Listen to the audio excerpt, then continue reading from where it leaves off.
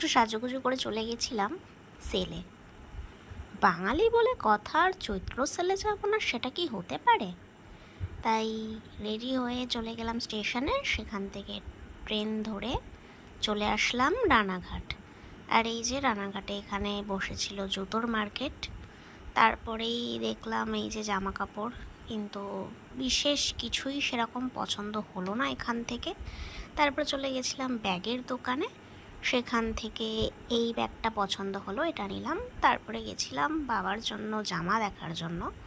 তো যাই হোক, দেখে শেষে এই ছিট কাপড় আর ওই জামাটা পছন্দ হলো। তারপরে চলে গেছিলাম ওই জুয়েলারির দোকানটাতে। এখানে বেশ সুন্দর সুন্দর কানের ছিল।